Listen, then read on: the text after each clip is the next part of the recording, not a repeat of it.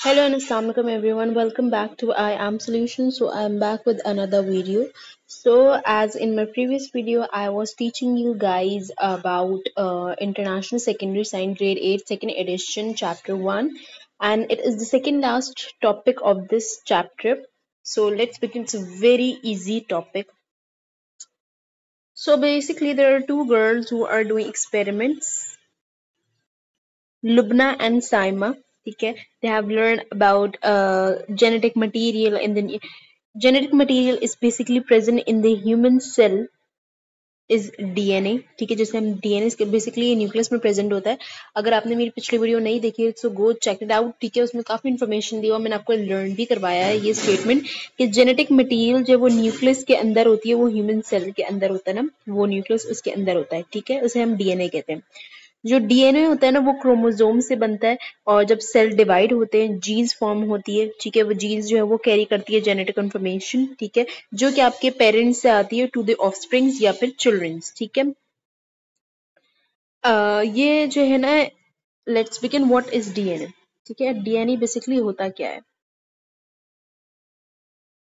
DNA is a long molecule made up of repeating units. DNA एक बहुत बड़ा molecule है जो कि एक रिपीटिंग यूनिट से बेसिकली बनाया जाता है. ठीक है, ये जो है ना, इसको हम पॉलीमर भी कहते हैं. रिपीटिंग यूनिट जो है ना, इसे हम पॉलीमर भी कहते हैं. अब यहाँ पे एक देखो, यहाँ पे एक डायग्राम देखो आप, ये ठीक है, ये एक एग्जाम्पल है डीएनए की. ठीक है, बहुत सारे रिपीटिंग यूनिट्स को बना के ना एक स्ट्रक्चर बनता है, बेसिकली वो पॉलीमर का होता है. I hope you guys know about polymer. Poly का मतलब तीन होते हैं, मोनो का मतलब एक होता है. तो ये I hope you have learn that. इसकी ज्यादा डिटेलें नहीं याद करनी, बस इसकी छोटी छोटी इन्फॉर्मेशन जरूर याद करनी है. ठीक है, यहाँ पे आपको जितनी भी इन्फॉर्मेशन मिलेगी this will ask your in your test. क्योंकि यहाँ पे जो इन्फॉर्मेशन है ना, वो बेसिकली मोस्ट स्टूडेंट्स जो है ना, वो क्या कहते हैं, पेपर के टाइम सवाल देखते हैं, एक तो कंफ्यूज हो जाते हैं और ऊपर से कम्प्लीटली ये इन्फॉर्मेशन जो है ना, वो अपने अंदर एब्जॉर्ब नहीं करते या उसको अंडरस्टैंड नहीं करते. You guys can say this. ठीक है, एक लॉन्ग स्ट्रैंड होता है डीएनए का जो कि ट्विस्ट और स्पाइरल होता है, उसको डबल हीलिक्स स्ट्रक्चर बनता है, जो कि मैंने आपको बताया था पहले लास्ट वीडियो में बनाया था. बेसिकली ये पॉलीमर से बना गया है. ठीक है, रिपीटिंग यूनिट से बना गया है कि जिसका स्ट्रक्चर जो फॉर्म हुआ है ना, वो उसे हम कहते हैं डबल हीलिक्स स्ट्रक्चर कहते हैं. जो साइंटिस्ट है ना, उन्होंने बहुत सारे डिफरेंट मॉडल्स बनाए हैं उसको अंडरस्टैंड करने, लेकिन ये जो है ना, ये डायग्राम काफी ज्यादा जो है ना, वो मोस्ट इजी टू अंडरस्टैंड है. ठीक है, ये जहाँ पे डिफरेंट कलर्ड बीड्स नजर आ रहे हैं, ये बनी हुई है कार्बन से. एक कार्बन के ग्रुप से है, एक ऑक्सीजन के ग्रुप से और एक नाइट्रोजन के ग्रुप से. बेसिकली इसको हम कहते हैं न्यूक्लियोटाइड. इसको हम कहते हैं न्यूक्लियोटाइड. अच्छा, तो अभी मैं आपको एक आगे बताती हूँ डीएनए के बारे में. डीएनए का स्ट्रक्चर ऐसा होता है, एक लॉन्ग स्ट्रैंड होता है डीएनए में. ठीक है, जो कि एक ऑल्टरनेट शुगर से बना होता है, यानी जैसे शुगर से मुराद ऑल्टरनेट, एक से बाद एक छोड़ के एक शुगर से बना होता है. और फॉस्फेट सेक्शन होता है.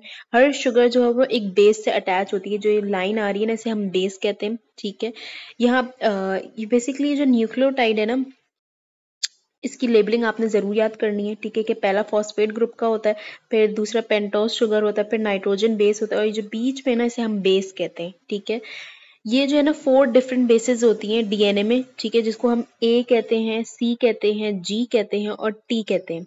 ठीक है, ये जो बेसेस होती है ना, इन्हें होती है ए होती है, टी होती है, सी होती है और जी होती है. ठीक है, ये बेसिकली कॉम्बिनेशन होती है फॉस्फेट ग्रुप का और शुगर का, जिसे हम न्यूक्लियोटाइड कहते हैं. ठीक है, इस इंफॉर्मेशन को जरूर याद करिएगा जो आपके बुक में भी हाईलाइटेड है. This will ask in your MCQs and you guys will get confused if you will not understand this concept clearly.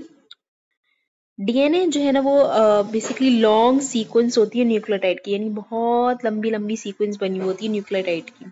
ठीक है, डीएनए बेसिकली ये जो डीएनए का जो मॉलिक्यूल होता है, ये जॉइन कैसे हुआ होता है. बेसिकली एक तो डबल हीलिक्स स्ट्रक्चर होता है. ठीक है, हमेशा ये आप याद रख ले, ए हमेशा टी पे वर्क कर, ए टी और सी जी होता है. यानी ये देखो, ए और टी होगा हमेशा, टी ए हो सकता है, जी सी हो सकता है, सी जी हो सकता है, लेकिन कभी टी टी नहीं हो सकता, ए नहीं हो सकता, या जी ए कभी भी नहीं हो सकता. इसको आसान तरीके से ऐसे याद कर लो, ए टी सी जी. ठीक है, ए टी पे वर्क करता है, टी ए पे करता है, जी सी पे करता है, सी जी पे करता है. इसके अलावा कुछ भी नहीं होता. ठीक है, उसकी लेबलिंग भी आ सकती है आपके पेपर्स में. देन डीएनए बेसिकली वर्क कैसे करता है. ये जो है ना बेसिकली ग्रुप होता है, एक बेसिस का ग्रुप होता है, बेसिस का, जो कि ना अमाइनो एसिड से बने होता है। अमाइनो एसिड से ना कोड हुए वो होते हैं, बेसिकली ये ना कोड हुए होते हैं।